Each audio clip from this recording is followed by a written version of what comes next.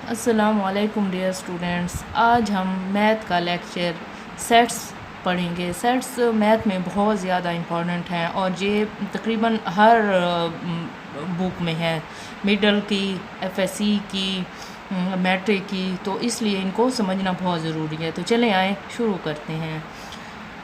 सबसे पहले सेट की डेफिनेशन कर लेते हैं। Set is a collection of well defined distinct object, यानी सेट एक कलेक्शन होती है वेल डिफाइंड ऑब्जेक्ट की। जैसे कि सेट ऑफ बुक हो गया, यानी कलेक्शन ऑफ बुक्स हो गई। इसी तरह सेट्स हो गया, पेनों का सेट हो गया, कापियों का सेट हो गया। तो ये सारे क्या होते हैं, एक सेट होते हैं। तो इसकी एग्जांपल है set of natural numbers. Natural number यानी जो 1 2 3 से शुरू होते हैं। Set of prime numbers. Prime number यानी जिन पे सिर्फ उनका अपना टेबल जाता है और किसी का टेबल नहीं जाता।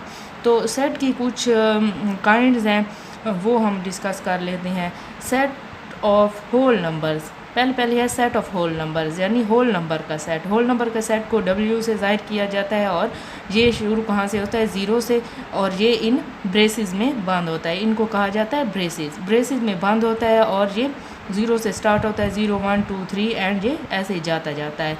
आगे है set of natural numbers. Natural number का सेट, इसको n से ज़ाहिर किया जाता है और ये होता है 1 2 3 4 और इसी तरह ये भी आगे जाएगा। इसी तरह सेट है प्राइम नंबर्स का। प्राइम नंबर का सेट, प्राइम नंबर्स वो होते हैं जिन पे सिर्फ उनका अपना टेबल जाएगा और कोई टेबल नहीं जाता है, यानी 2 के ऊपर उसका अपना टेबल जाता है और कोई टेबल नहीं जाता है, या फिर सिर्फ 1 का जाता है। 3 पे भी सिर्फ उसका अपना ही टेबल जाता है और कोई टेबल नहीं जाता। तो प्राइम नंबर को P से ज़ाहिर किया जाता है और ये ब्रेसेस के अंदर बंद, और 2 3 5 7, तो ये जो है इसी तरह ये आगे जाते जाते हैं और इसको सेट ऑफ प्राइम नंबर्स कहते हैं। अगले नंबर पे है set of odd numbers. Odd number का सेट यानी 0 1 3 5, यानी ऑड नंबर यानी ताक नंबर 1 3 5 7 9, इसी तरह ये आगे जाते जाते हैं।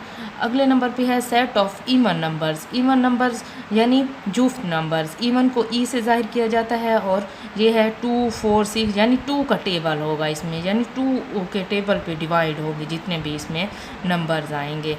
तो ये है सेट ऑफ इवन नंबर्स। आगे है सेट ऑफ इंटीजर्स। इंटीजर्स वो होते हैं यानी जो प्लस से भी ज़ाहिर हों और माइनस वाले भी। इसको अगर नंबर लाइन पे ज़ाहिर करें तो इस तरफ प्लस आएगा और इस तरफ माइनस, और बीच में दरमियान में ज़ीरो, यानी +-1 +-2 +-3। तो ये सारे इंटीजर्स होते हैं। आगे है एम्प्टी सेट। एम्प्टी सेट यानी खाली सेट, उसमें कुछ ना हो, यानी इसको मैंने ए से ज़ाहिर किया, आप इधर बी भी लिख सकते हैं, सी भी, कोई भी लिख सकते हैं। तो a is equal to empty set. Empty set को इस तरह भी ज़ाहिर किया जाता है और इस तरह भी इसको ज़ाहिर कर सकते हैं। नेक्स्ट है हमारे पास सिंगलटन सेट। सिंगलटन सेट यानी सिंगल एलिमेंट, यानी एक ही element. A set have only one element, जिसमें सिर्फ एक ही एलिमेंट हो, यानी बी से मैंने इसे ज़ाहिर किया, आप किसी भी लेटर से इसे ज़ाहिर कर सकते हैं। तो इसमें सिर्फ एक एलिमेंट होगा, इधर ए भी हो सकता है, इधर बी भी हो सकता है, इधर 1 भी हो सकता है, इधर 2 भी, कोई भी हो सकता है। तो इसी तरह आगे है फाइनाइट सेट। फाइनाइट सेट यानी a set with limited elements. Limited element यानी सिर्फ लिमिटेड एलिमेंट हो, जैसे कि इसमें है 1 2 3 4 5, बस यहाँ पे ये सेट मुकम्मल हो रहा है, तो इसको फाइनाइट सेट कहते हैं। इसकी जगह यहाँ पे A B C D E F कुछ भी आ सकते हैं, कोई नंबर भी आ सकते हैं, लेकिन ध्यान रहे कि इसके अगर में आगे इसके डॉट्स नहीं होते। डॉट्स का मतलब होता है कि ये आगे जा रहा है, तो ये आगे नहीं जा रहा है, यानी यहीं पे ख़त्म हो रहा है। आगे है infinite set. Infinite set a set with unlimited elements. Unlimited यानी इसमें कोई ये इसमें यानी ये आगे जाता जाता है।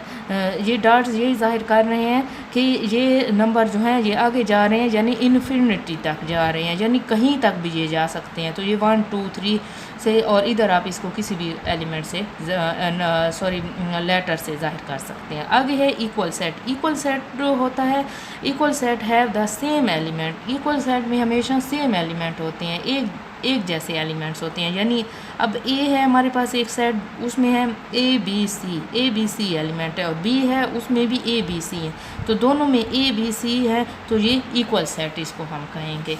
आगे है सबसेट सबसेट होता है list all the possible subset of set ए। यानी हम सबसेट को इस तरह ज़ाहिर करते हैं कि हमारे पास एक सेट है ए, तो इसको ए बी और सी, तो इसके हम सबसेट बनाएंगे। याद रहे कि सबसेट में सबसे पहले जो है एम्प्टी सेट साथ रखा जाता है। तो आप लोगों ने याद रखना है कि एम्प्टी सेट भी जब आप सबसेट बनाने लगे किसी भी सेट के, तो एम्प्टी सेट को साथ ज़रूर डालें। तो ए इज़ इक्वल टू सबसे पहले एम्प्टी सेट, फिर ये ए, फिर ये बी, फिर ये सी, उसके बाद ए बी, उसके बाद बी सी, सॉरी ए सी, उस ए सी, फिर बी सी, फिर ए बी सी, यानी ये सारे आ गए।